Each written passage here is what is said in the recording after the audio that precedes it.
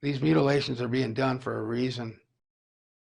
Through this investigation, we found out, and it took me 2 years for us to understand it, take it all in. And what you're going to be hearing in the next couple hours, it's going to hit you hard, man. It's going to be like, but we had to learn this all in 2 years, so it's a little different. But nevertheless, I'm just trying to be as transparent as I can, bring the law enforcement aspect into this and investigate it in a way no one else has done before, just to see what we get.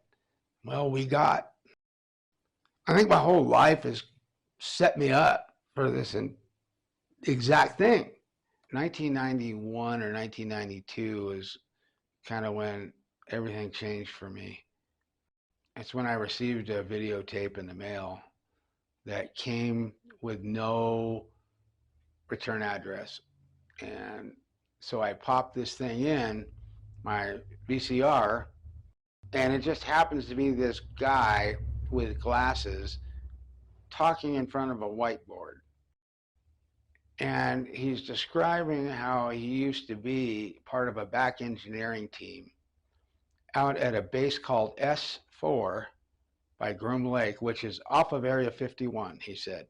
You got to fly into Area 51 and get bused to this remote hidden base that he's investigating. And he said that he has investigated downed spacecraft and recovered spacecraft from other planets. And he described how they're able to travel great distances. And I believed every word that guy said. His name was Bob Lazar. Say something to me.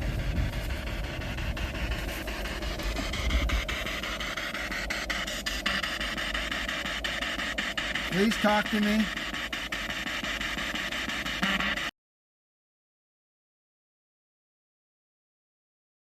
What we've uncovered on this investigation is fucking gargantuous. Wow. And everything I say is all on video, man. Everything. No, I've heard them a lot around this place. Well, I used to live in that old house there, and boy, they were all over in that thing.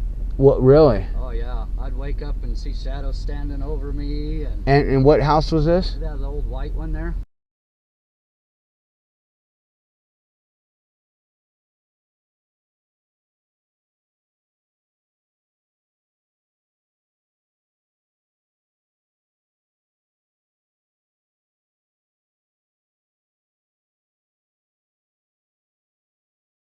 My name is Greg Feynman. I'm with UOR Investigations Paranormal. I was a paramedic for nearly 30 years of my life. I was a deputy coroner for about 14 years of my life. I was a cop for about 13 years of my life. And everything required some sort of report writing. That's what allows me to do this the right way, that I feel the right way. I worked with the Los Animas County Sheriff's Department between the years of 99 and 03. And during that time frame, I was dispatched on several, they call them cattle mutilations. These cows are completely cut up. That's why they call them mutilated. And there's not one drop of blood anywhere around this cow. Organs are missing. Sometimes there's no rhyme or reason. A lot of times they're reproductive organs. But how they're taken is they're taken with precision. These appear to be laser-induced incisions. Looking at this cow, it was killed somewhere else because its own tracks weren't there. All right, it means it was placed there. And there is no evidence anywhere of anything that could possibly lift a cow and put it in that location without leaving some sort of tracks. Even a helicopter would leave wash marks. But that being said, our job wasn't to figure it out. Our job was to take photos, to do a report, no follow-up report, no investigation, no nothing, but owner information, take photos, and that's it. That's what we did on the ones that we handled. And I didn't get to investigate it the way I wanted to, and I had unanswered questions. And it stayed with me for a long time. And I thought, man, if I ever get a chance, man, I'd like to I'd like to look into it myself and give it the investigation that it deserves. That's what prepared me for exactly what I'm doing right now. My whole life is actually led up to this very point.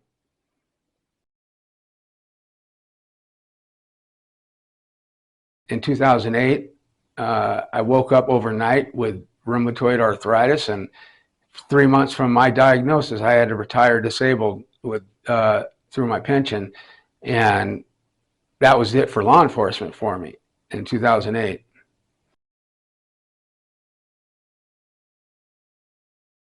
Two 2010 to 2016, I left Colorado, but when I came back in 2016, and immediately when I got here,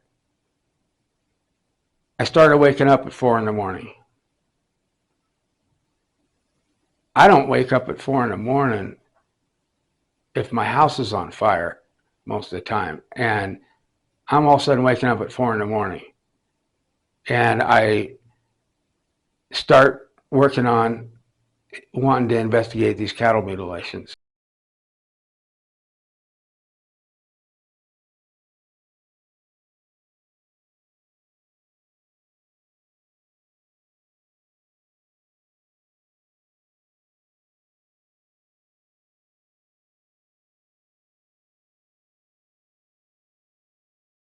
I had called around different cattle ranches um, asking if I can investigate their ranch.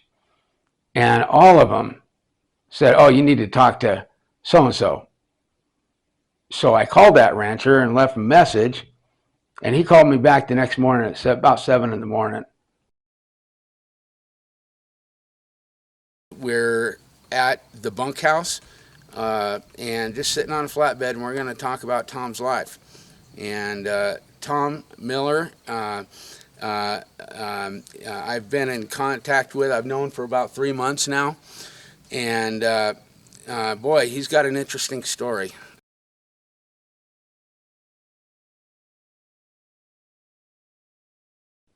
And I told him that I wanted to investigate his ranch, and I wanted to do it in a way that had never been done before. And he admitted to having 16 mutilations. But the first one that I really noticed was we had the cattle out here in this patch here. And we seen one laying down. And we went out there and it was dead. And I looked at it more, and that thing had, the eyes were gone, the tongue was gone, it had a hole in the rear end, and one ear was gone. And I just didn't know what happened, but it wasn't normal. That was in 1996.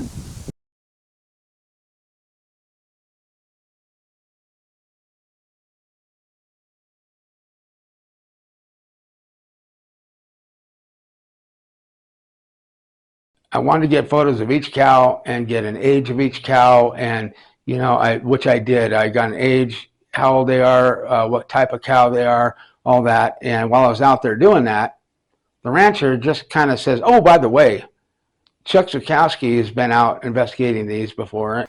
And so I got in touch with him, and he would, every time I would have one, he would come out and investigate it, because I didn't want to say, oh, that was mutilated, and it wasn't. So he would confirm that it was mutilated or whatever. And since that time, I think I lost 16 head on that that were mutilated, that were actually mutilated.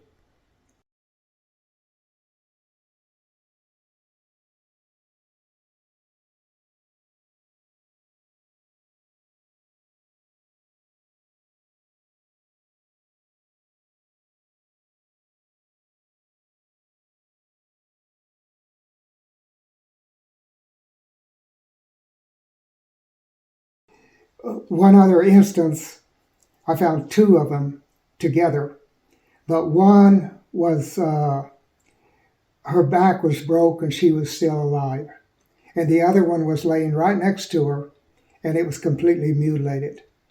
Now, here's the thing. There's a 1 mile stretch of highway that crosses this property that I didn't know about at first. And he said on that 1 mile stretch, prior to 2005, there's been 16 traffic accident related deaths. Now, when he said that, soon as he said that whole investigation to me changed. For being a mile and that many people being killed on a straight highway, that it just doesn't make sense.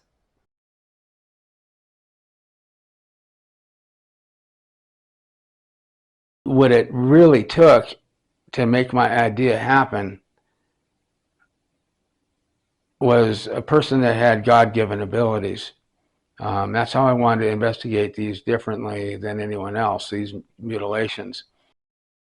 I needed, not just wanted, needed someone that had abilities. I was given this number to a person that, they claimed had abilities, and I made that phone call. And little did I know how much that phone call was going to change my life. I basically tell her that her assistance is paramount importance on how I wanted to do my investigations. And could she be here like tomorrow? Because I really need her on something. And she said yes. We'll show our commitment by showing up in the cold. We will.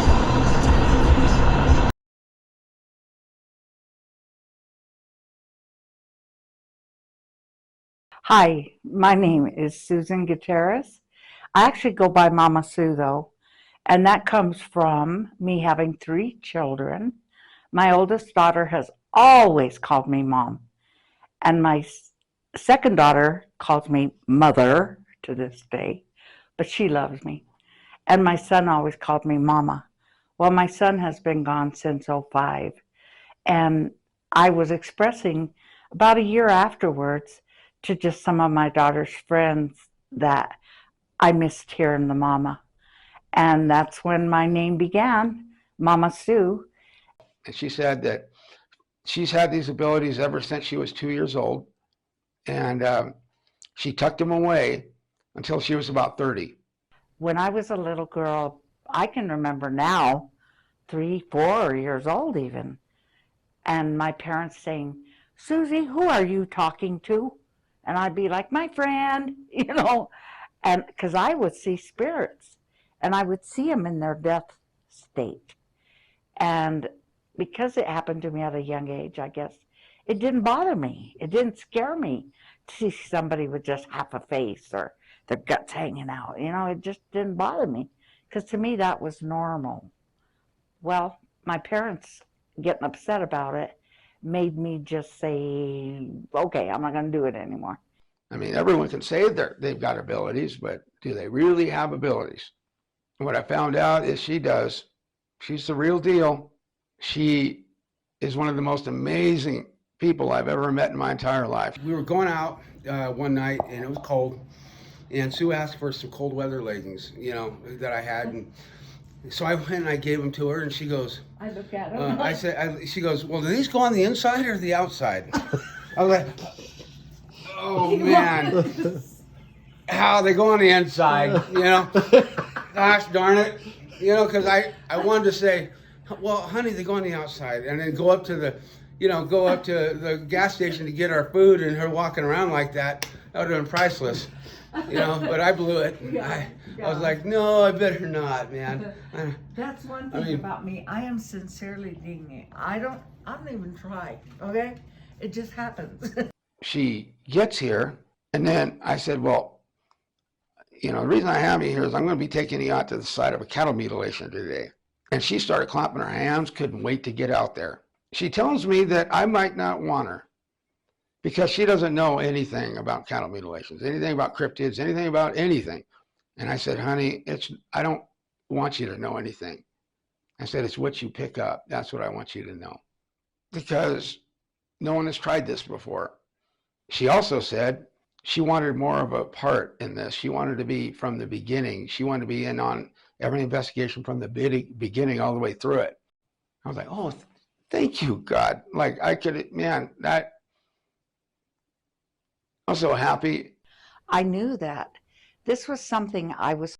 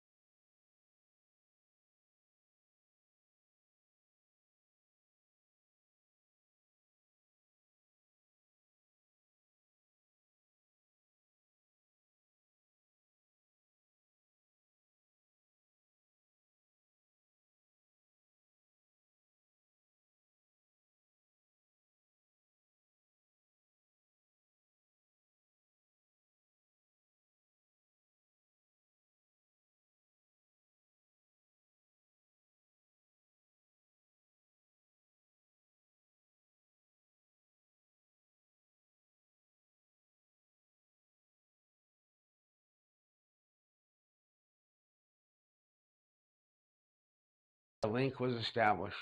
We need to communicate with you. I'm asking you to communicate with me. Speak through me. You may use my mouth. Please come to us.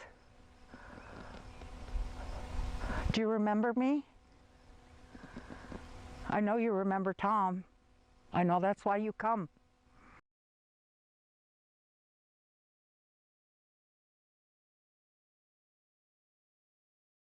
I had to form a theory, all right? And the theory was I believed I could pick which cow would be next to be killed. And the reason being is because my experience, these cows have been marked prior to being killed. They're also testing high in radiation after they're killed. Pick up anything? It is picking up radiation. Oh, it is? It is. So my theory was that when whoever is in contact with marking them, they're going to leave trace radiation behind. I wanted to blacklight a cow and see if I saw markings. And if I found markings, then I would test it for radiation. One of the things I learned in law enforcement is if you didn't put it on paper, it didn't happen. In order to do it the right way, it requires an enormous amount of paperwork. Every night that I go out to investigate, I'm going to need to fill out a report. If someone witnesses something, I need to give them a form to fill out. And so I made reports, I made follow-up reports, I made supplemental reports, forms, all done on the computer.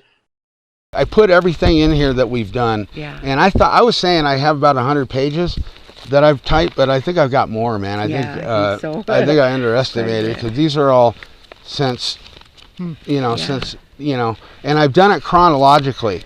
That's why your cows are here, and I even started off, the information on your property, a little bit about what a cow is. It had to be done in a way that brought the law enforcement aspect into this, where it's nothing but the facts.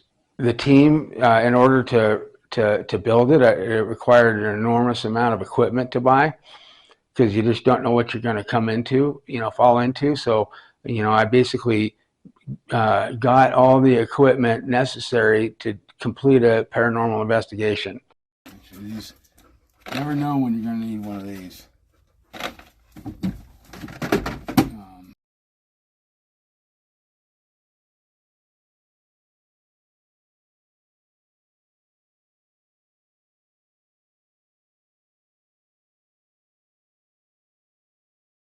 November 2nd, 2020, I received a phone call from Tom Miller, the rancher, and he says, "Hey, Greg, I just want you to know that I found a cow dead out on the ranch, and, there's not much left of it. Just wanted you to know." And I said, "Tom, I'll be there in 2 seconds."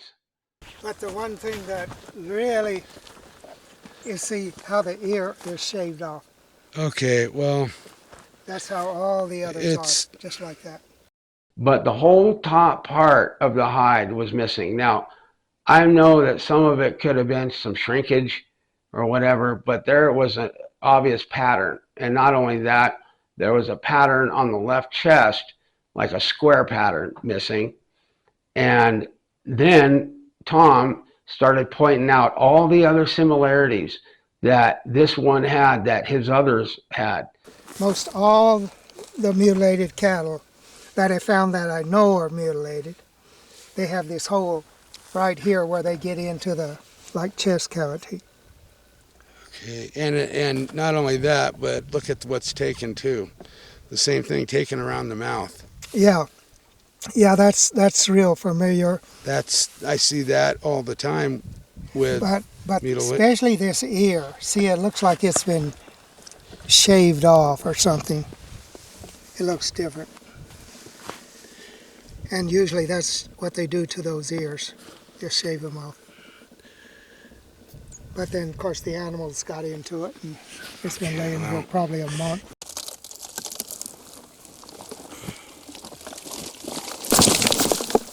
Man, it's been a while. Yeah, it's been a long. Maybe it was more than a month ago. Check this out. Check the indentation in the ground. That thing's indented. Yeah, it was, wasn't it? Kind of. Look at that, right there, man. It went down. Yeah, and the It's back, indented. It's all indented. especially here. Look at how Yeah. this is. Yeah. So that could be that it was dropped. I mean, that's a. Well, and even look at this one here, how it is. Yeah, that's what I'm saying. It had to hit hard. And then I said, well, Tom, let's fan out. Let's see if we can find any of that hide, any part of the hide that might have been missing. Let's see if we can find, anything out of the ordinary. Well, it didn't take more than 2 seconds before Tom said, I found something. Okay, where was it now? Where'd it go? Right there. Oh, there it is. All right. That was a good find. I don't know.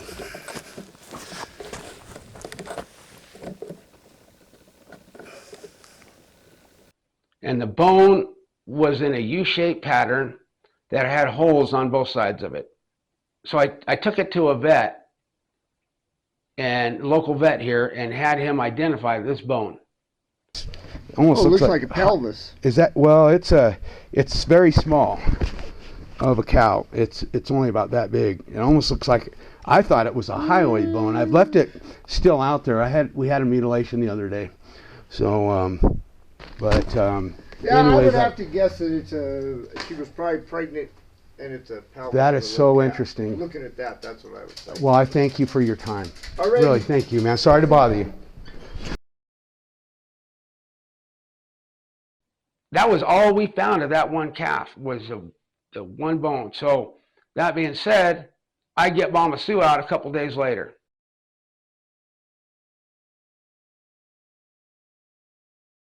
November 7th, 2020. It's 14:50 hours, and myself and Mama Sue are headed out to the mutilation site out at the Miller Ranch to do a reading. And I'm going to be recovering a bone out there that is, we believe, to be a pelvis from an unborn calf, but it's yet to be positively identified. A veterinarian identified it rather quickly by a photo, but that's not good enough for me. I want positive identification on this bone.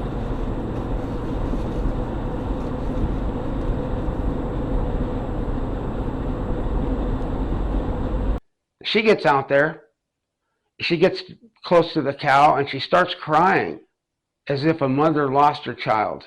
She was able to describe through the eyes of that cow what happened to it. She said that the clouds start rolling in, and when they start rolling in, they start coming in thick.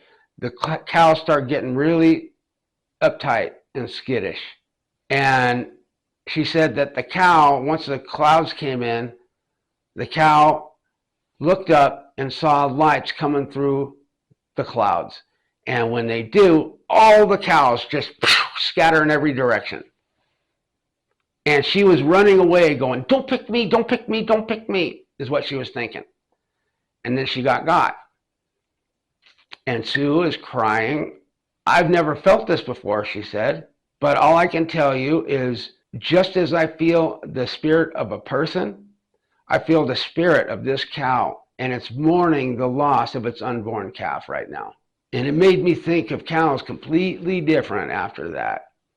And I got to say that there was a television crew that came out, and while they were out there, they put REM pods around that cow. And they put an EMF meter on top of that cow. And it started going off. The EMF meter started tripping, and one REM pod went off. Now, that could have been one of two things. It could be the spirit of that cow, that bovine, that mourning the loss of its unborn calf, or it could be the spirit of a missing woman that we came in contact with on this ranch as well. And that's a whole nother story.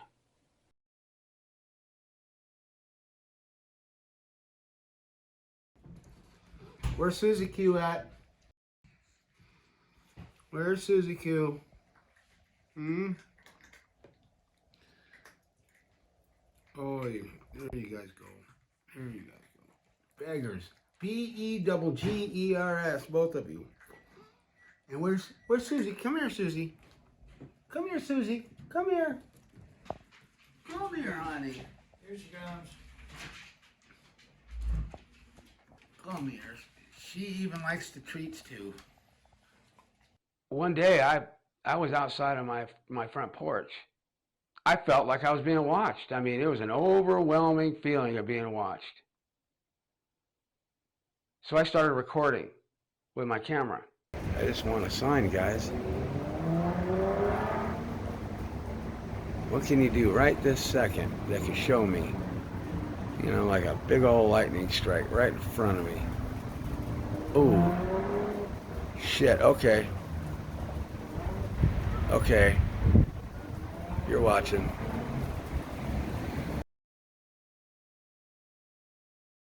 Big old lightning strike right in front of me. Ooh. Big old lightning strike right in front of me.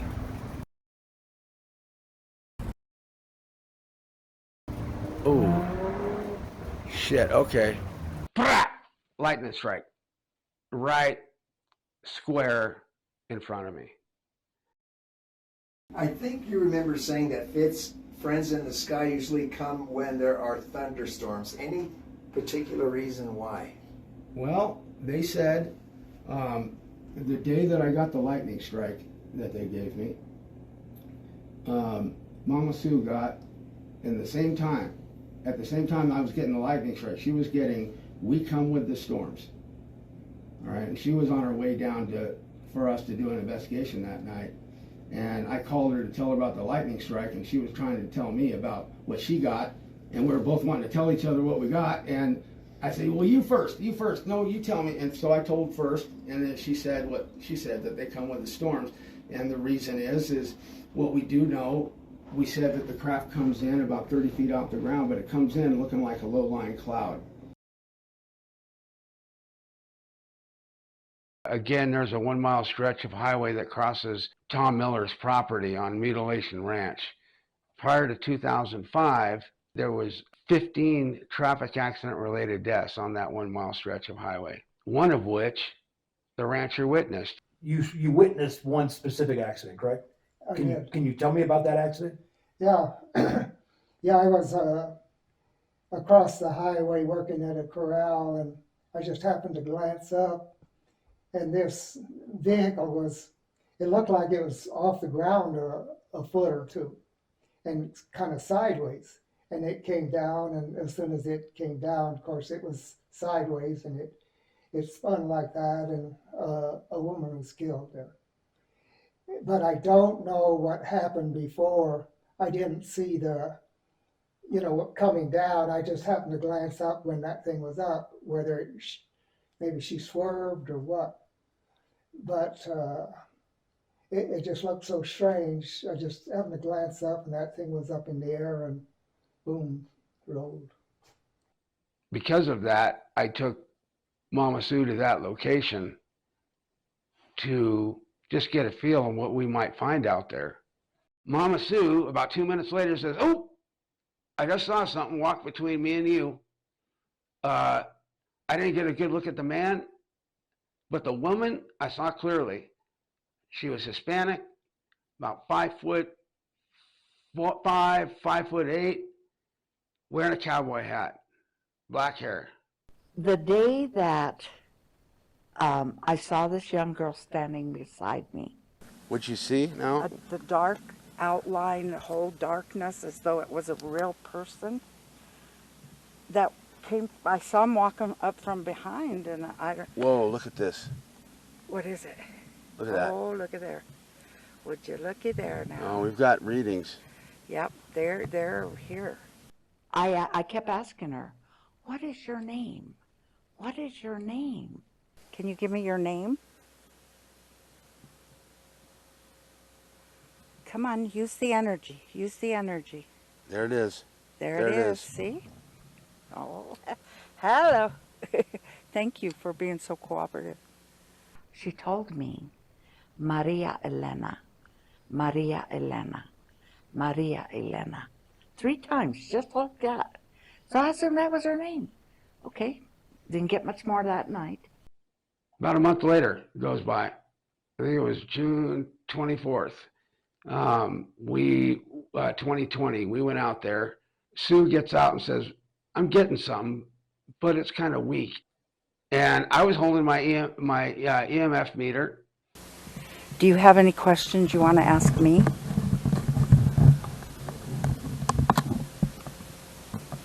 Sue says, is this Maria? And it lights up. Is this you? A couple days later, I'm looking through my phone and I get this, you know how you can join different groups, and one of them was a group that missing without a trace. Now, what made me join that group is beyond me, but I joined it. Start looking. Third person I pull up is her. But what caught my attention first was not, I didn't see her picture yet. I saw Maria Elena at the top of the Missing Without a Trace poster. Apparently, Maria Elena is the one who put out the poster. That's what was so crazy about it, because then she would tell me her real name.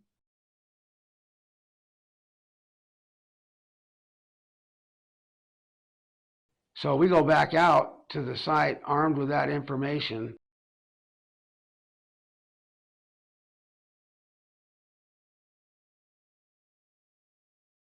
That was her name, she said. So although she told me originally Maria Elena, I would have never found her. Why the whole mystery? Yeah. Why couldn't you just say?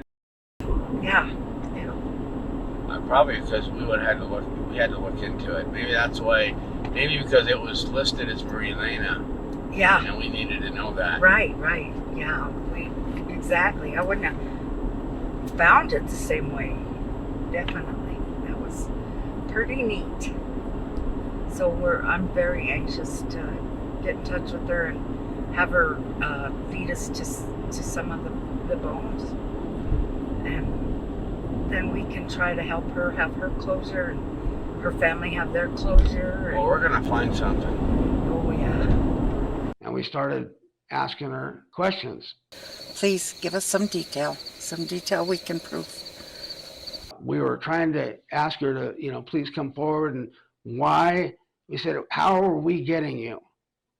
How did you die in a traffic accident? She said, no. I was coming out of a convenience store when 2 women feigning vehicle trouble lured me to their vehicle. We need to know a lot more detail, honey, so that I can help you. I need to know who took you? Who took you? The 2 women, she said, they stuck a needle in, I'll just say it like she said it, they stuck a needle in my neck, jammed a needle in my neck, and completely incapacitated me. From that moment, they put me in the vehicle and they took me to a town about 15 miles from Trinidad, Colorado. And there they met up with 3 individuals. Now, during that time, they had to re-inject her with the chemical restraint. And they met up with 3 male individuals. One of them was wearing a cowboy hat, and one of them was wearing a machete. I'm like seeing like a fight, like her, just really going off, trying to fight them off. 3 men. And these men were under contract to deliver her somewhere. And instead, they took her to an unknown location in the town and took her to like a warehouse. Abandoned warehouse. And they all had their turn with her and slapped her around, and she got a chance to get up and took off running, and one of them got her with the machete and cut her arm so severely that they knew she wasn't going to live. That's when they decided they had to cut her up and get rid of her. They killed her and they dismembered her body. Okay, they dismembered her body and they put them in black plastic bags. All right, and they put them in the back of the vehicle they had. They went right down to where we're investigating, right to that bridge, and threw her body in that river. They cut it up there and they brought it over here, but they did not. What am I trying to say? It wasn't the intention. They knew that there was going to be hell to pay. One of them even said that for having killed her, because she was big money. She was big money to somebody. For sex trade, or is Yes. this like the human trafficking? Sex trade. God. Yes. Didn't make sense because the time that I was working the ranch and being out at the ranch, I never saw that river run, and it only runs when the Trinidad Lake Dam is opened up. I couldn't find anyone missing. I was still, I didn't know what to do. But then I get another call from Mama Sue. And Mama Sue says, Greg, my nephew just came up to me and told me we had the right person but wrong name. The name you're looking for, and she gave the name, first name, and that's as far as I'll go. So she calls me and tells me this, and I start checking it out on, I start Googling it, and sure as heck, up pops her photo, just like the one that she saw in the missing persons photo. Went missing January 2nd or January 3rd at 18:45 hours, at 6:45 p.m.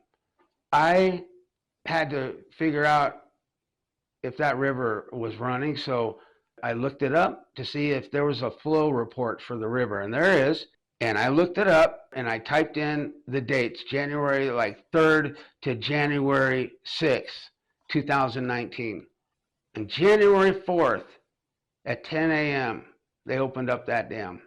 Now, if you do the math, either the 2nd or 3rd that they left from the state of Arizona and went to the area close to Trinidad, and from there she was taken to a warehouse, sexually assaulted. They killed her. They had to come up with a plan and everything. And by the time they got her out there, they were just wanting to get rid of her. And it was the early morning hours of probably January 5th. And when they got to that bridge and they looked over that railing, it was over the floodplains, and they had no problem putting her body in there. I could see how that fits now. Now it fits. Now, guess what? Now I've got to hear myself. I've got to call that police department and tell them what the information I have. Listen, I can hear myself telling the story. I was a cop. I was very disappointed in the reaction that I got. I told the detective everything I just said, and he said nothing I said was actionable. And I told him, you can't use the word actionable on me. All right, that's just a $5 word for you ain't gonna do jack shit, huh? It was up to me. I started trying to get down into that creek, but I was having a hard time because I was disabled. Well, I think that will be best. We'll both put on boots. We'll go up there, and then we'll walk down, and then when we come back, we'll have to walk back up to the vehicle. That's fine. Then we can look along the bank as we're walking back up. Okay. Hey, what's up, Greg? Hey, Dan. Well, it's funny you called because I'm out at the waterway right now. Me and Tom are, and we're going to be walking from the bridge as far down as we can. And looking for body parts, man. So I can't wait for you know, right now. I mean, when everyone gets here, we'll look again, you know, with more people. But I don't know when the next rain's going to be coming in, man. And all it takes is one good rain, and this river is back up again. Right, right. And that's exactly what I was thinking when you were talking about a grid search. It's like, well, maybe just do an initial survey first, just down the river, because you might spot something just an initial survey, you know, before you actually do an actual grid search. Well, yeah, that's the thing. You know, I thought maybe it's as easy as just going down there, you know, and looking, because they're in trash bags, and we're talking about a whole body. My name is Dan Lindholm, and I've known Greg Feynman pretty much all my life. It's pretty amazing all the intersections that have happened throughout our lives. He has a similar field as I do, where he investigates Sasquatch. To about 10 years ago, I started this YouTube channel called Big Truth, and I got hooked up with Mr. Ed Brown. We were rolling, doing lots of interviews with famous people in the Bigfoot community. You know, a lot of people in the Bigfoot community are familiar with the name Big Truth. Because of the projects he was working on and stuff, I thought maybe I could talk to him and get some pointers or whatever, and I need some, you know, help. Matter of fact, one night we asked, Dan asked me, you know, next time you guys are out with Fitz, you know, talking to him, ask him if they're interdimensional. So next time we were out there, we asked him, and we didn't get a response right away, but we got a response later. Sue called me, and she said, Greg, we got an answer if they're interdimensional or not, and we also got a bonus answer. Yes, they are interdimensional, Fitz. And they said, so is Sasquatch. And we have relation. Little ways into this investigation, when we were getting close to the area, you know, a section of it, and he had told me all about how she had contacted this woman out there, and he told me the name that Maria Elena that they were looking for. And for some reason, at work in Medford, Oregon, I stopped at the little corkboard where they'd hang, you know, for sale or, you know, lawn care or whatever signs, and there was a missing persons poster up there. And at the time, it caught my eye because I was wondering why the poster would even be like in Oregon, because it was so far away that where she disappeared from. But I thought, you know, maybe it's a national thing, or, I mean, for some reason it caught my eye, and I like read the whole thing. I read her name and age, and it like hit me like, you know, it was really sad that she had disappeared. And then he tells me that they know her body's in that river or in that river bed, and that they are out there trying to find her body. And he decided to come down all the way from Oregon to help us look for a body to try to prove this. And it's Greg. It's my brother. And it's Sue. And I couldn't let them do it. I couldn't let them out there. Both of them are physically incapacitated. They can't get around good at all, you know, and I'm picturing Greg trying to get up, you know, out of there.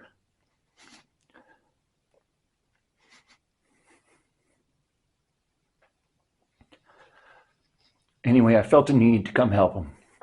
I had to come help him try to find this body. I know that physically, you know, maybe I'm getting older, but I can hike with a lot of the kids out there. You know, I know that I can still get around. So I made a plan, and I took some time off of work, and I came down here specifically to try to help him. Sorry.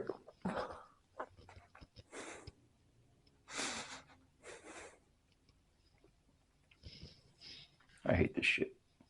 Dan comes in October of 2020. He comes out.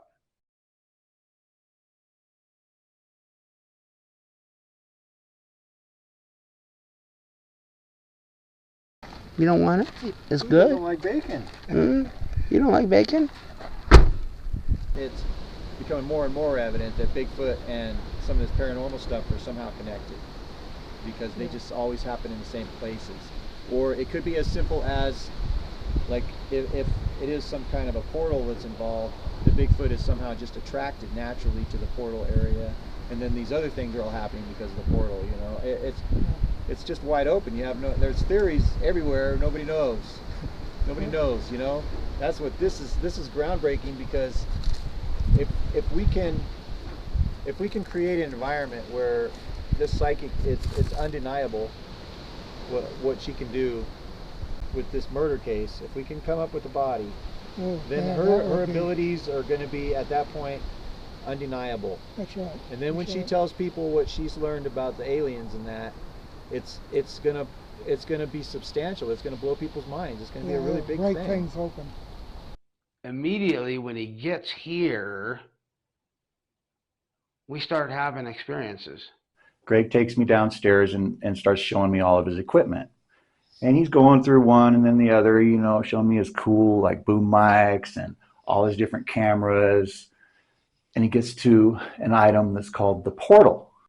And it's a device that plays messages backwards, and the spirit supposedly can pick which one best represents their voice. That being said, I turned this thing on, and just as I was turning it on, Dan had made a joke. And I just said, you know, unless it's all bullshit. And I was talking about the case of the missing woman and whether Sue's psychic ability was, you know, for real. And I was just playing devil's advocate and making a joke. And just as he said that, right out of the speaker that I'm holding on to from the portal device, clear as day comes, "Oh, I think not." A woman's voice comes out of the portal and says, "Oh, I think not." And I was like, whoa. And Greg's all, no, we got to put it away.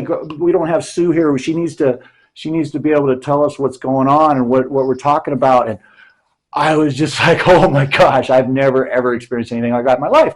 It was freaking crazy. You know, and from that moment, Dan felt like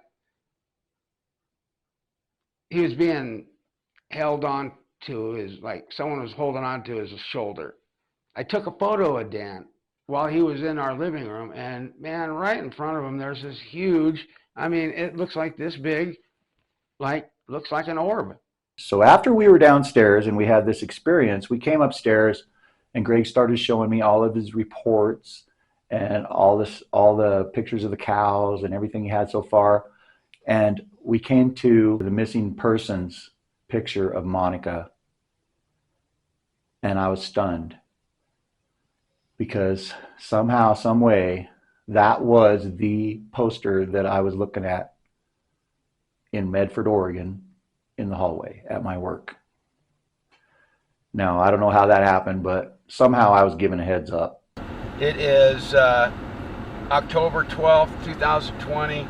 It's 16:07 hours, and we are at the bridge, and we're looking for remains. Dan has came all the way from Oregon to be my legs and to find her. All right. What do you think, Dan? I'm here to find a body.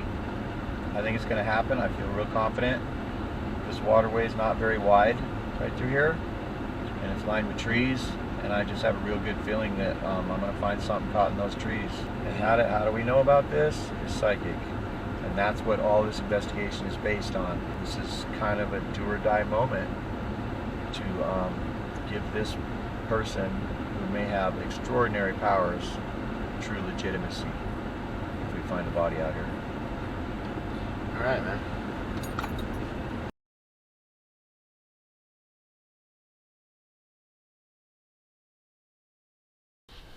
Well, Greg, wish me luck.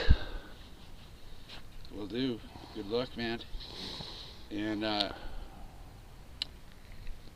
remember the word, huh? What is it? There is a Santa Claus. Yeah. Okay. All right, brother. All right, brother.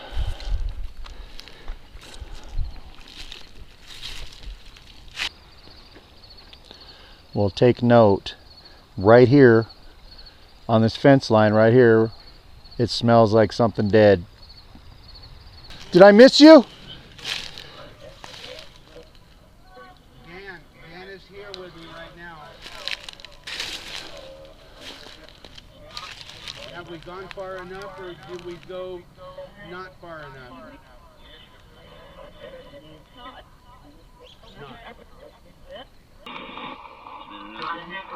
Maybe we'll have more luck with Sue, bro.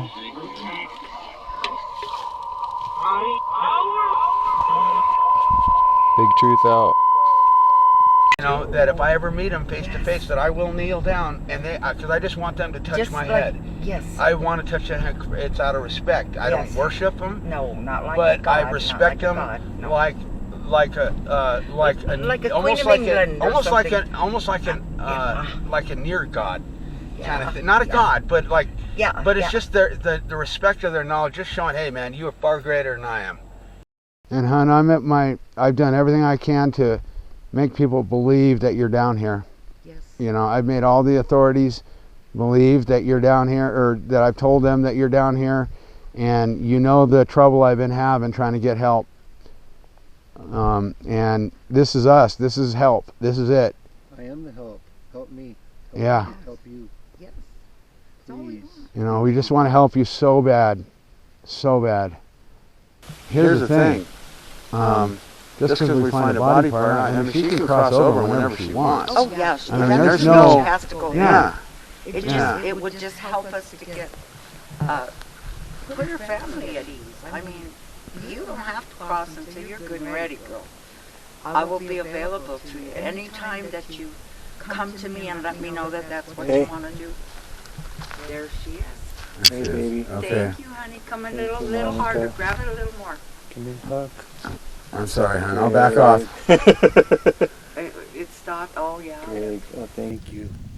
That's good. Thank you, honey. That was awesome. Yes, Hon, I'll back off. Hon, I'm sorry. I'm so proud of you for That was doing awesome. that for us. Thank you. Thank you. She was just showing us that she understands what you're saying. That Yes. she gets it. Yeah. She gets it. That was awesome. Yes. Praise. All of a sudden, I just saw flashing underneath my eyes down there. I looked down and it's just flashing away. Yeah. It wasn't even like solid. It was just like flashing. Yes. Yes. Hon, thank you. Thank you, honey. That's what we Thank asked you. her for, and she did it. Thank you. Thank you, Kika. You know, I'll sleep better tonight. Me too. All right, because I know you're with us. Yes. And we're going to find you. I'm looking forward to spending some time with you tomorrow, Kika. And we're going to find you. Hon, Yay. this is It's a almost nice over little for you. walk together. And I never thought that maybe you didn't want to cross yet. But honey, that doesn't mean you have to go. I'm so glad you thought of that, Greg. It's sad what happened, but what's waiting for you is so superior. I mean, whew, there she is. Yay, girl. Right on, girl. Right on. You're such a good girl. You're such a good girl. Thank you, honey. Oh, I can feel you on my shoulder. Yes, see? She likes men of your height. Yeah, she's very attracted to you because one thing, your height. Other things as well, I'm sure, but you're just the right to drape herself. She was about 5'5". So. Should I turn off the camera, Greg? Huh? Should I turn off the big camera? Yeah, go ahead and just stop it or whatever, yeah.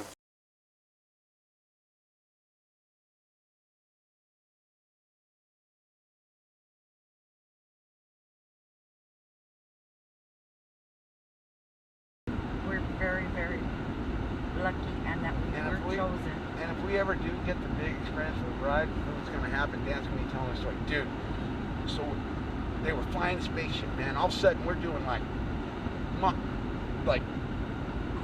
40 billion years, like light years, and then all of a sudden, spaceship, like we just get a flat tire and it spins backwards, and we're like flying backwards, and boom, man, we hit an asteroid, and man, broke my fucking shoulder blade like a motherfucker, man. Hardest bone in your body break. Yeah, and it's the hardest bone in the body to break, man. Oh man, they looked there like, oh my. My alien dad's gonna kill me. Yes.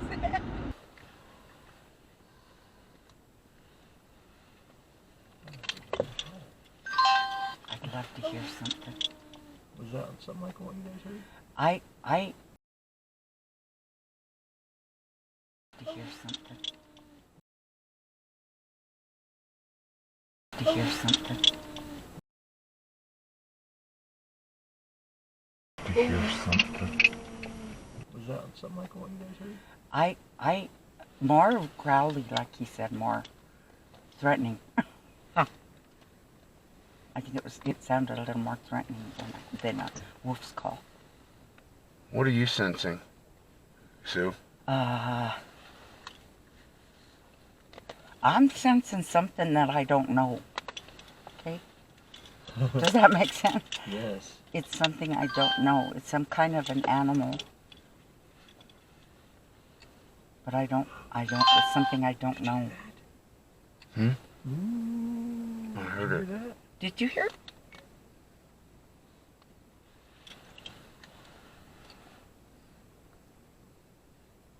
We may be getting our Bigfoot experience, you guys. We may, because I asked for it, honey. I asked for it. There is Bigfoot in Colorado. It's not like Are there known to be Yes. here? Okay. You know, I wasn't expecting Bigfoot out here, but when I heard those big footsteps, you guys, that's totally where my mind That went. was, yeah. I wish I'd have heard it. All I could hear was the heater. It didn't sound like elk, because they move with 4 feet. Right, right. It sounded like bipedal. Bipedal. And it I couldn't do have been know. more than like 30, 40 feet behind the car. And I do believe that somehow the spirits and Bigfoot and our friends, they're all related somehow. I don't know what. We were just talking about that today. Yeah, I don't know what it is, but they are. I know that. It's becoming more and more evident that Bigfoot and some of this paranormal stuff are somehow connected. So you really do sense something I that do. you don't I feel, do. that you don't know? I don't know what it is. It's something different than anything I've ever seen. And it's a master at hiding. Dude. Yeah. When she said that, man, that just made my whole head tingle. Yeah. Because that now I know what we got. Mm-hmm. Holy shit. Mm-hmm. We need to get out. Well, Let's do it. just trying to find the handle. Let's do this. I didn't want to alarm you, but I'm going to go ahead and do a couple little whoops, Yeah. all right? Yes. Yeah.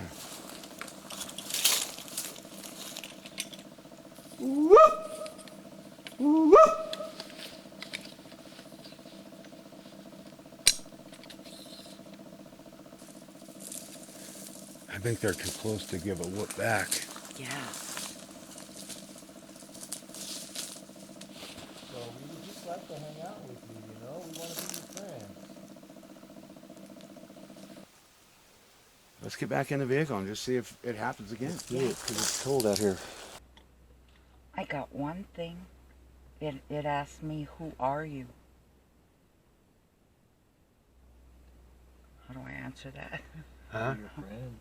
Your We are friends? friends, yes. We're friends. In fact, I think our mutual friends may have arranged this. So please, feel free to step forward. I'd like to know what you would want us to call you. Because I have a feeling you don't care for that term, Bigfoot. So what should we call you? What would they call you where you're from? Oma, did you say? When these things come through, this telepathy, it's not so much words as just feelings, emotions. It's like you get the gist of what they're saying, and it like becomes English words in your mind, if that makes any sense at all. Now I hear grunting. I don't think it's, you guys can hear it, but I hear a series of like that, deep. I can't even get that deep, but I don't know if that's trying to say yes. I think you might be if not exactly that, it's something very much like that. We made contact with Monica tonight, and Monica warmed up to Dan tonight. Yes. But then, as we were sitting there, we started hearing movement around the vehicle, and I mean large movement. And correct me if I'm wrong, but I heard some howls, I heard a growl, and I mean this shit has never happened. I'm sorry, but Sue, this shit's never happened between when we're out never there. on the ranch. Never. No, I think this was for Dan. Yes. This was for Dan. We're in contact with the Grays. All right. We came in contact with Monica on this ranch. And now we're coming in contact with Sasquatch on this ranch. I mean, it doesn't even seem feasible. It really doesn't.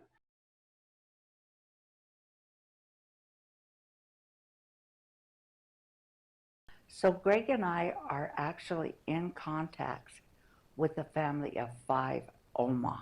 What we're getting is there's one male adult, one female adult, one juvenile around 17 or 18, and 2 about 6 and 8 years old. We were told at one point that the father was 1,000 years in our 1,000 of our years. Now, time is different places, but I don't care how you shake it up. That's a lot of years.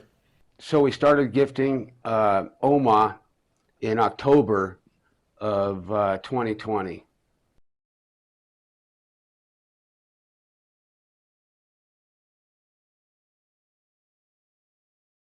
Dan's got a bag of apples.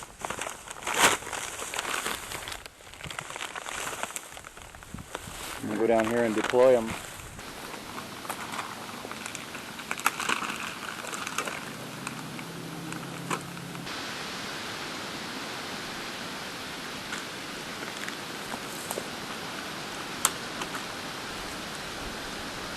Pulls up in there.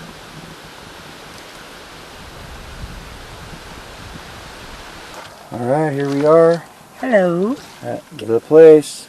Gonna go check the apples that we just put out here a couple hours ago. Just, you know, odds are they haven't done nothing here, but thought we'd just give it a check. Let's see. Oh, they're still here. They're still here. Like I had said, we haven't given them hardly any time at all. I only put them out here a couple hours ago. We started gifting, and we would go out to the ranch and we would ask them if they took the apples, and they said no. And I'd go into the gifting area, I'd throw the old apples away because they'd still be there. And I'd throw them away and I'd put in new apples. And this went on till about December. Dan said that it could take up to 2 years for them to start taking our gifts. Okay, it's Greg Feynman with UR Investigations. I'm here at the Waterway, and I'm here to gift apples to Oma. All right, I got 9 apples. I spent a lot of time making sure I got the best apples. I washed them.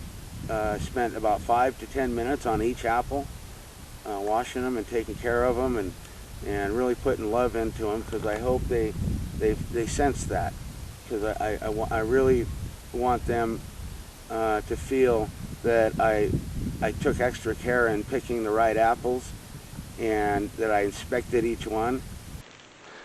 Put the apples right there, and I couldn't fit them all, so I put one right there. Dan went home. It told me, well, next time you go out, take a bite out of the apple, you know. Now, mind you, we've been communicating with them and getting to know them through this time. And so the next time I went out, I, gifted them the apples. I put them all in the basket, And the last one I took a bite out of. I've got one now. I'm going to show him. Oma, I have apples for you. All right, I'm going to eat, take a bite of one. Show you what's good.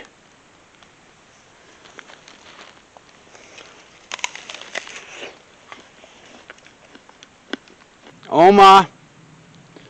Oma.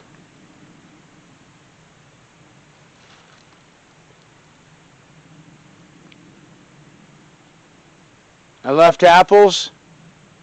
Fresh apples.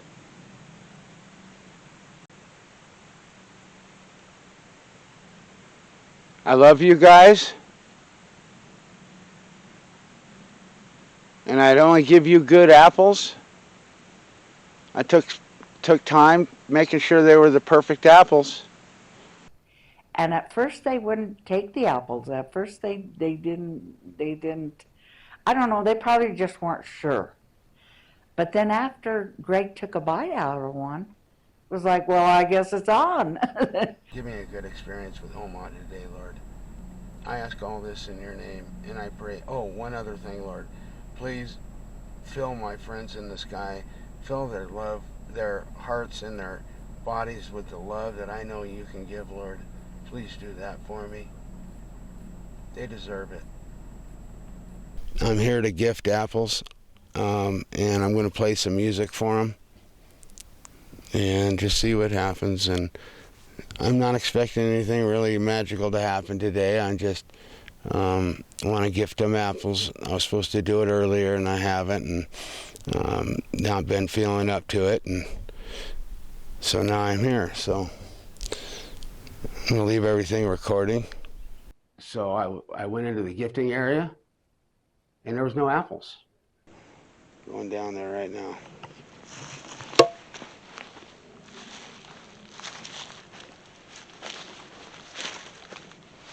Oh, they're gone.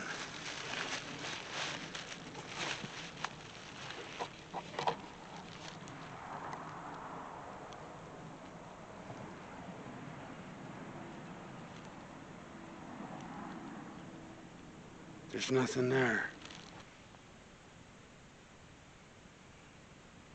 They're all gone.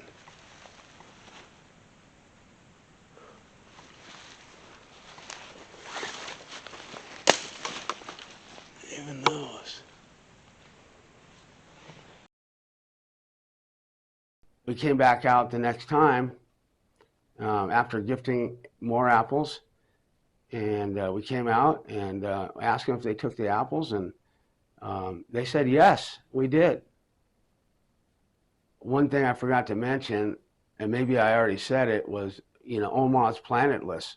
Fitz has let us know that Oma is serving them not because they have to, but out of gratitude.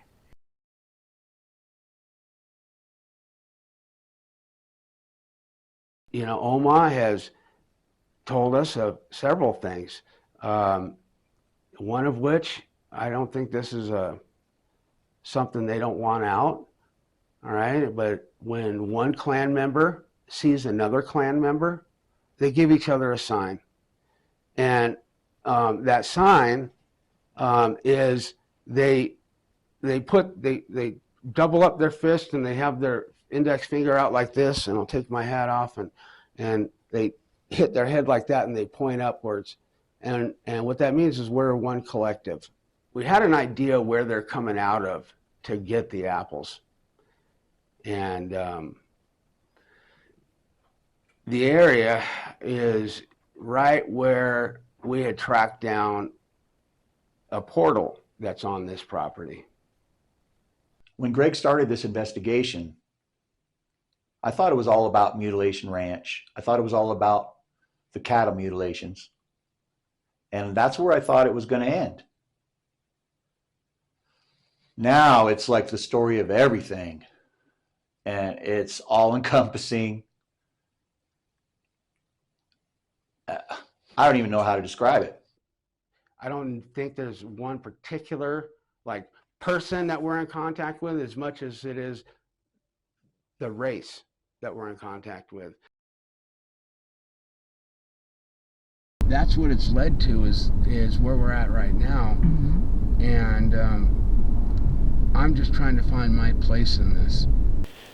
Fitz, thank you so much for letting us be the ones, some of the ones that will tell the world about what's going to happen.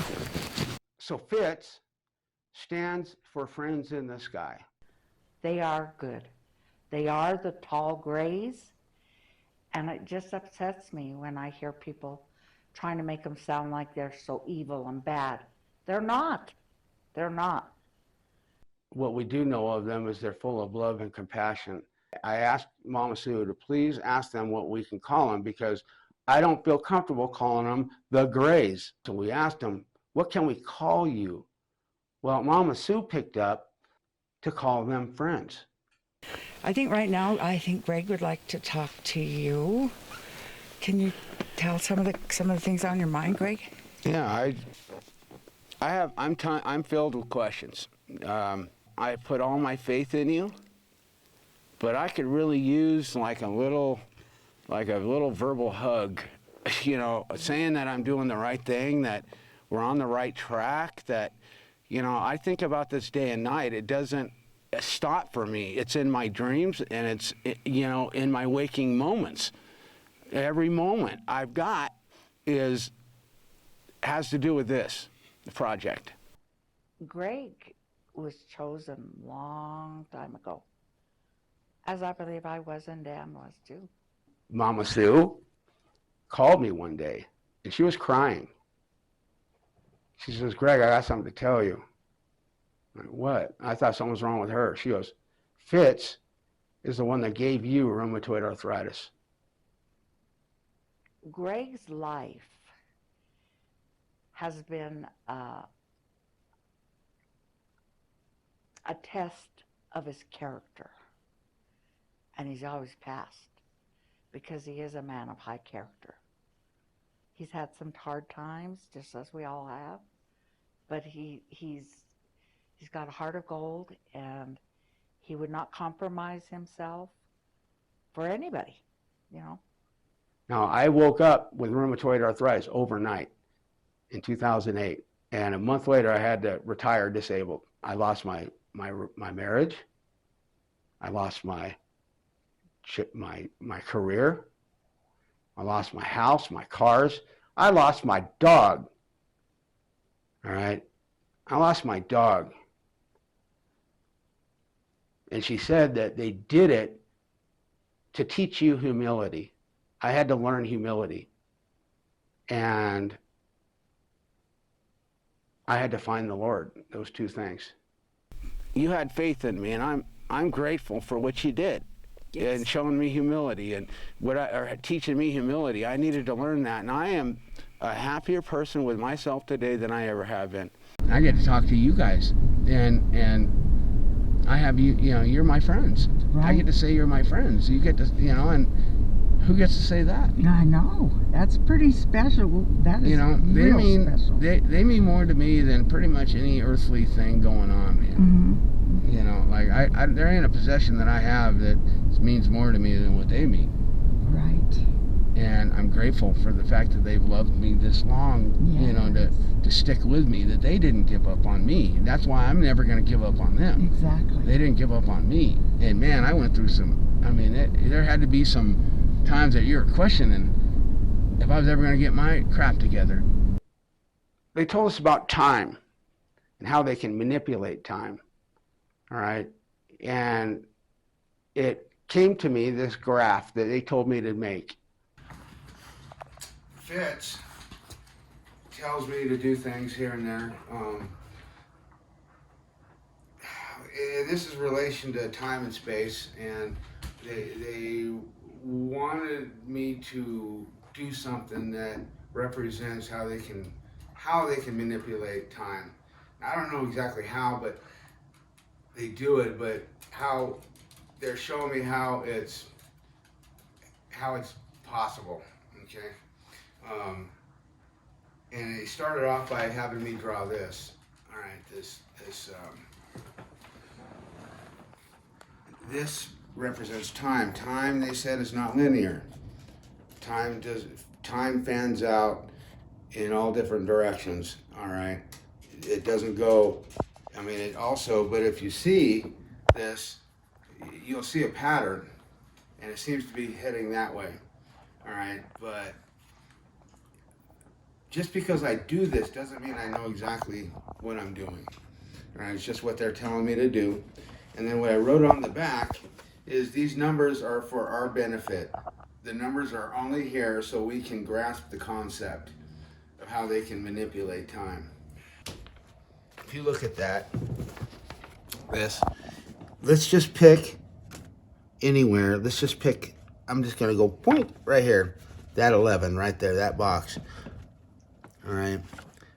Now that 11, if I was to take everything off of this, all right, all these numbers away, but I put that 11 there, this whole thing would be the same exact paper. It'd be the same.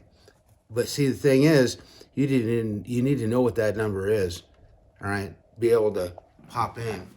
He's been my friend my entire life. There is no way in HE double hockey sticks that Greg Feynman came up with this.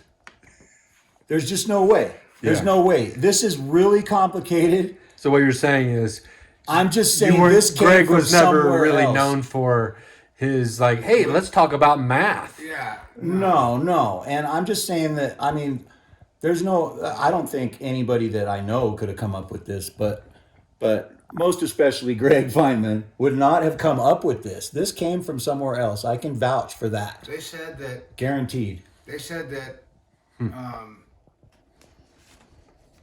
time travel, that accessing your memory is a rudimentary form of time travel. Right. And that time travel is accessing the Earth's recordings. And we know that the Earth records because there's such thing as a residual haunting. Residual haunting is a tape recorder, basically, or a playback of something playing over and over and over. Right? And how that happens is basically this is their dimension. This is our dimension. All right. Now, in this dimension, it goes, you got the word spirit. All right. And you flip it over, nothing. All right. Well, let's say you record something with a little more emotion, a little more anger, a little more, I don't know what it is, maybe anger or emotion or whatever it is. But whatever it does, it embeds it in more. And when it does, you turn it around, you can actually see it bleeding through. And it's bleeding through not only this way, but in a mirror image. And it's just barely able to seep through. You're able to see it just a little bit. And that's how a residual haunting works. You know, but it's all because the Earth records everything. And I don't know this stuff. This is what they're telling me. And when they take me, all right, what they're able to do is break into my dimension, all right, our dimension, and take me into theirs. When they put me back in the same second that they took me, all right, because they're not coming from our time.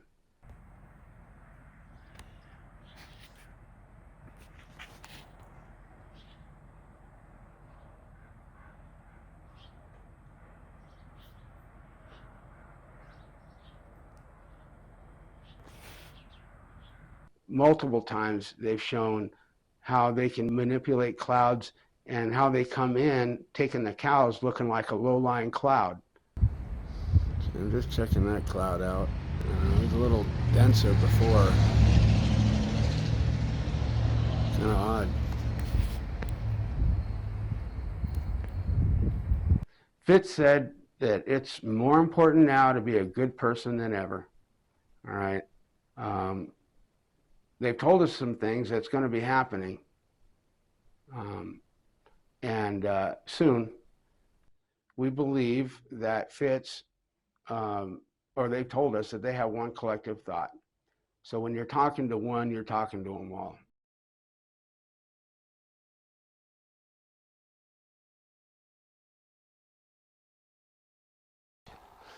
So in September of 2020, Fitz spilled the beans on the cattle mutilations. And that's when they told us that, you know, OMA is the ones that choose which bovine is next to be killed.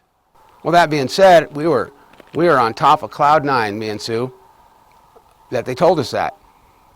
And we asked them, you know, we went out the next night to investigate, you know, talk to them, and they told us why they're doing the cattle mutilations.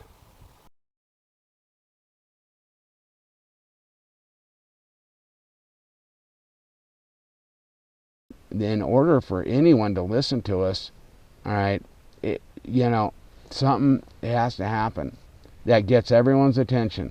And I believe Monica was down there for that reason alone. Because nothing on this ranch happens by accident, Tom. Yeah. If you can find those bones, or if they can bring them up to you or something, that's going to break everything. Yeah, and they know that. I know they know that.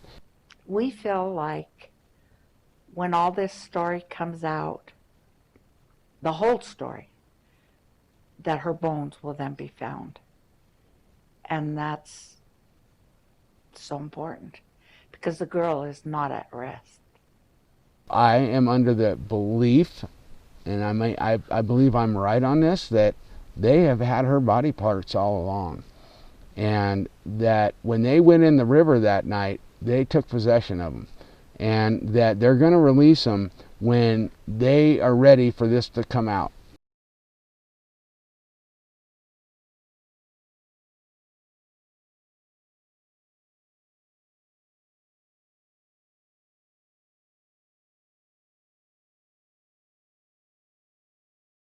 She's here to vindicate you. Yes. Okay, but we don't.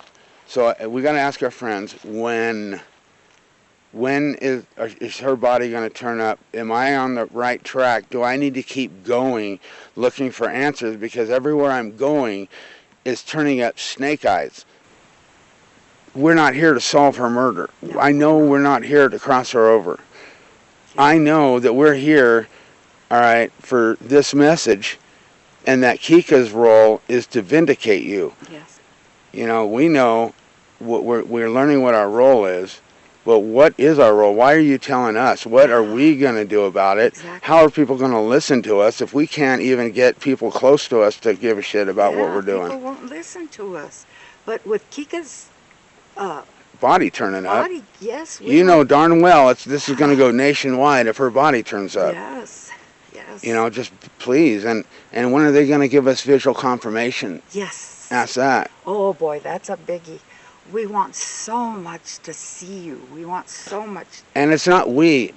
All right, if we're going to get this message out, we have to have the best UFO footage ever. Of them in the sky, and that we have contact with them. That's right. You know, we got to do that. Yeah. If they want this message out, that has to happen. Yes. And it's not because I know they're here. I don't need that. Same But here. but people need to see it, and they know that people are going to need to see it, and they're going to be asking us questions. Yes. You know, they can believe. They can believe because if it's coming from me, it's believable. I think my battery died. So we all got here. We're here to film this documentary and try to tell Greg's story from beginning to end. Well, there is no end yet, from beginning till now. And the other night we had to do an impromptu investigation right here inside the house. We weren't planning on it. I took Sue over to the computer to show her a video I had taken just a couple days prior when Greg and I were the only ones here. We went out to Mutilation Ranch and we had some activity where Monica had our K2 meter going off, and we just wanted to show that footage to Sue. So we're over there, and Sue and I both at the same time started getting dizzy and disoriented.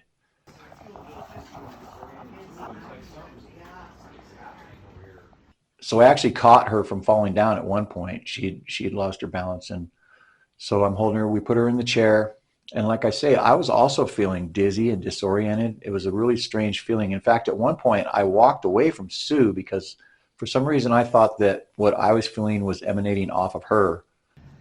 Weird. I don't like it. I don't like it. And they, Yeah, I did have a vision. Do you need something to drink? I had a vision before coming here Your hands are of shaking. a different type of an alien that looked like a bug. It looked like a bug. I don't know how else You to had a vision explain it. of like an alien tribe, but it had eyes that were up here, like detached, but up here. Does that make sense? Is there something like that? Have they seen something? Insecticide. Like an insect. It looked like an insect. Oh, sorry. I don't know that means anything. I'm just saying, why I had that vision, I don't know. I feel like I need to get away from Sue for a second. Just Yeah. And I'm scared to stand up because I'm so unstable right now. It's not changing it though. And this caused some alarm with everybody in the house, and we went ahead and pulled out the equipment. We got the spirit box out and we're listening to it. And whatever was here, kind of aggressive, kind of abrasive. Right.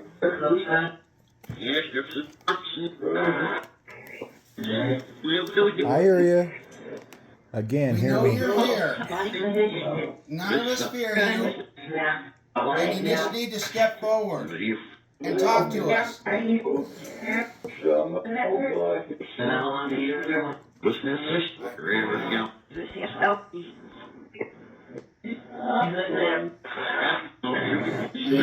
could hear. I hear him say that. Who is in this house? You've got to touch this device that I'm holding in my right hand to let me know that you're here.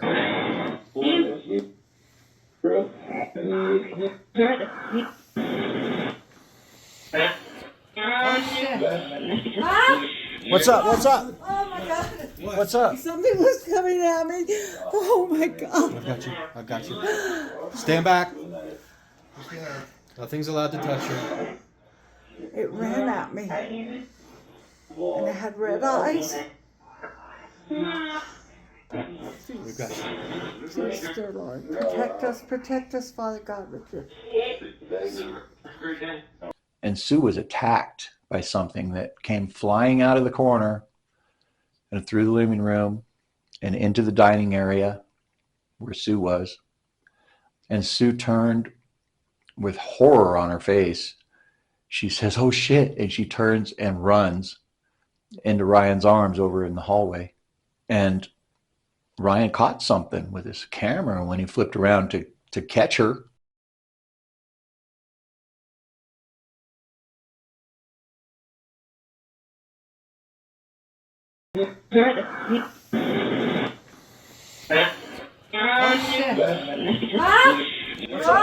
Oh my God. What's up? Something was coming at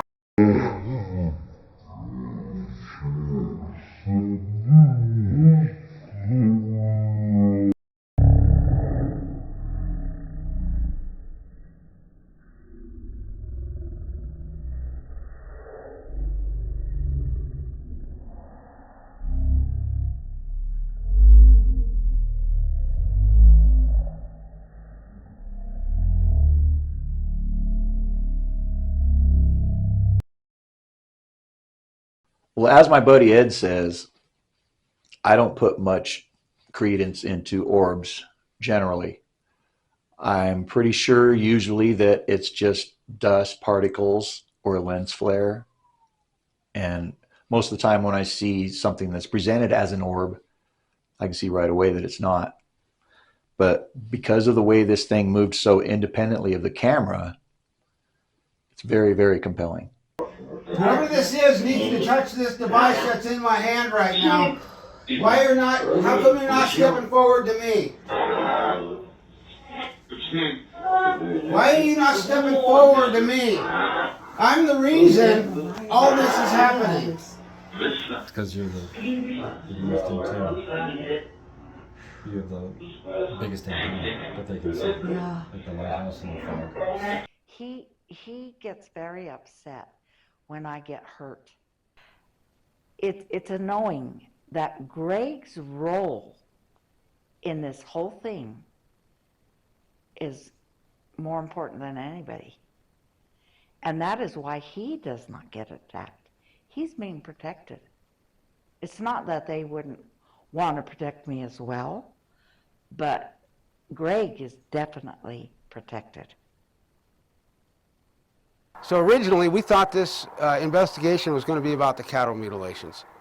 And little did we know, the cattle mutilations were going to be a side story, and that we were going to get a message about the end of the world.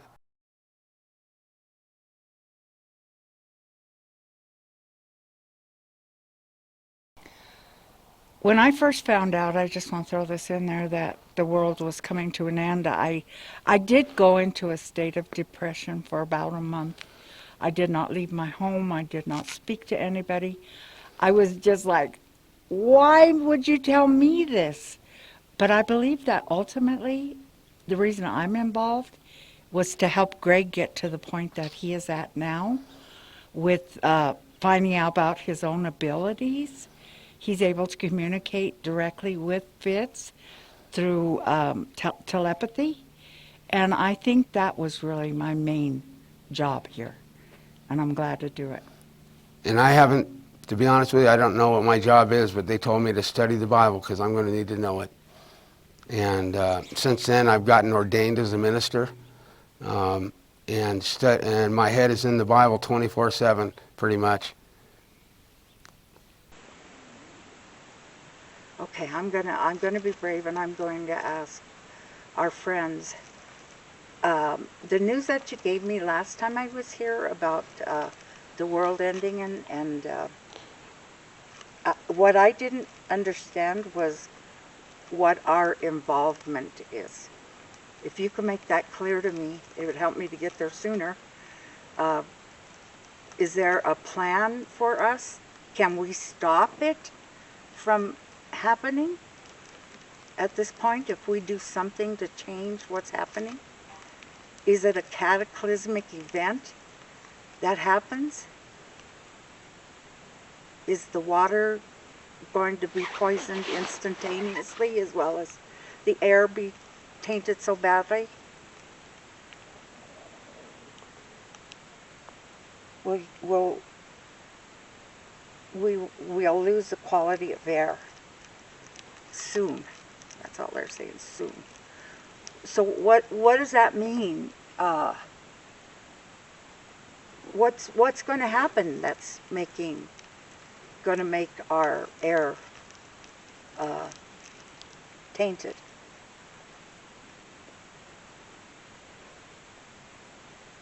There are so many things that our fellow man is doing right now that are secret experiments, and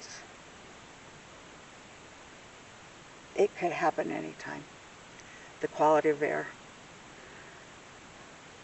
Did I see correctly when I saw a visual of us walking, everybody walking around with breathing machines? Yes. It's done by an experiment? Yes. What are they experimenting with? What are they experimenting with? Chemicals?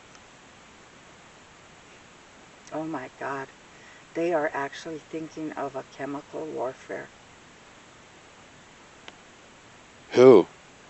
Our government. To who? To who? China. And that's going on right now? Is that going to mess up our air quality here too? Is that going to mess our air quality here too? Everywhere on Earth. Everywhere. When they do it there, it's going to mess everywhere up. Yes. It's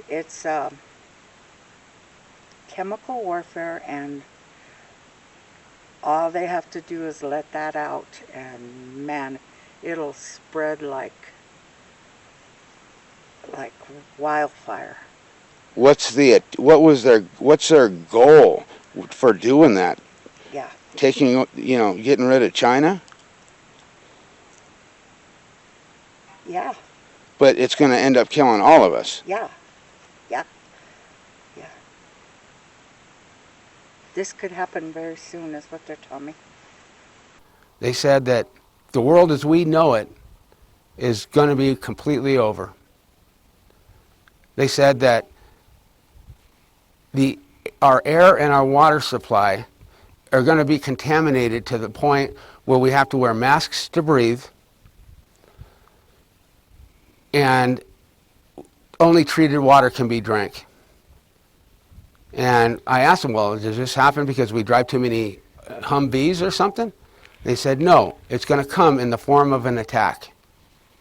Anything? Just tell them, That's fine. Tell them what you got when they said the world's going to end, and then they stopped giving us information. So they give us this, and they give us this information in two separate investigations. The first night they said the world's going to end as we know it. Life will be over as we know it. It's over. And Then they soon. went on to tell me that the world was going to implode. And they gave me a visual. And I mean, it shook me up, something terrible. The actual earth as a ball like this will then be like a crumpled piece of paper with nothing being able to live on the earth again. And it is biblical that the earth will be destroyed. So when they told us that, I said, well, what's our job then? What do we do? Do we tell people? No. Tell the right people. Tell them what? Well, tell them that to get right with God, to develop a personal relationship with Jesus Christ, because that's only going to save them. And I said, well, what am I for? I mean, what you said you chose me for this. For this? They said, no, you're for later. You're for later.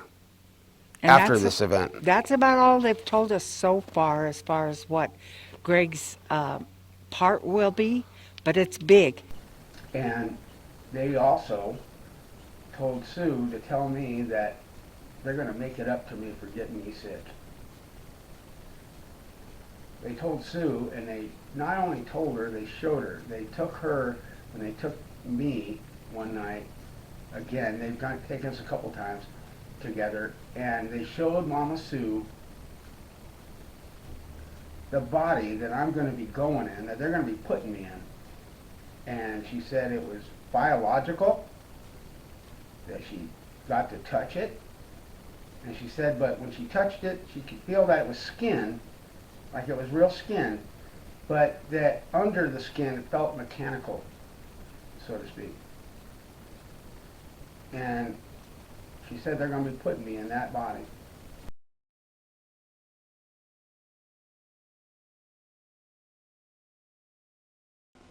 They drained the blood. I mean, just like it was just like that, just out. And they think that they need to use that. They're trying to, oh my God, is that what's going on? They are trying to create life. Oh my God. Thinking that they can use bovine blood for something that would appear to be human. When Greg gets taken, I think then it's going to be up to Dan and I to continue on with this. I believe at that point, the bones will be found. People will know that my story is true. These are things that right now people are, they don't know. But it's going to come out. Everything will come out. We believe that when this event occurs, that this is the beginning of the tribulation. We're not sure, but we believe Jesus is going to be coming really soon.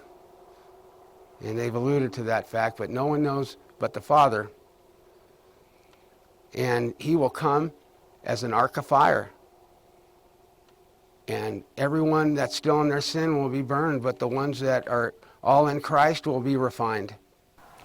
The bottom line is, though, that they have shared this with us so that we can share with people that there is still time to develop a relationship with Jesus so And- that you can continue on.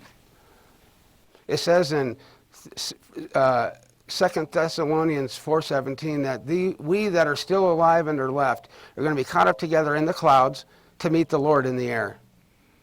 Now, why would they say clouds when they said air? Okay, they said clouds because clouds are they're the mechanism. They're the mechanism. We're going to be caught up together in the clouds. You think we're going to be playing solitaire up there in the clouds? No, there's something there. Fitz is the mechanism. All right, and they have a relationship with God that we can only wish to have. Yes.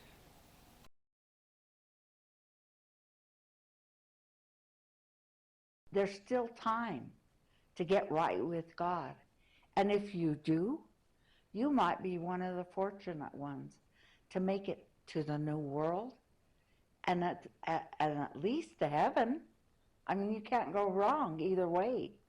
But it's time to start living life right. And that is that's the message from them.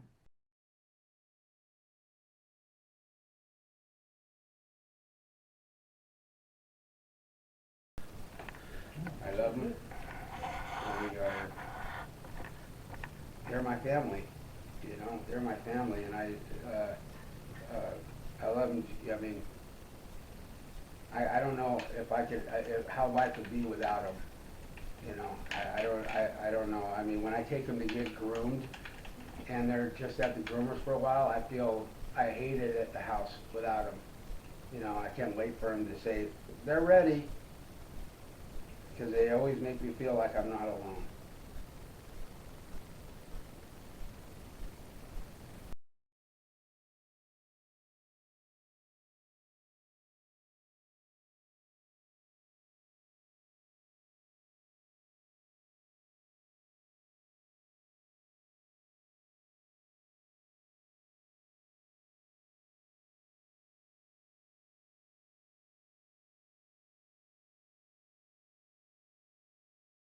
Been to the ER a couple times, and they said that she's got a really high ammonia content in her body. And they said that's because her liver is failing. And then he continued by saying, basically, you're dying. You're dying, and there's not a whole lot we can do. And Sue thinks she might have 6 months, maybe a year, but there's no actual prognosis of a time. But just said that she's dying. You know, I'm kind of ticked off, to be honest with you, because it seems like they're just giving up on her. You know? Yeah. And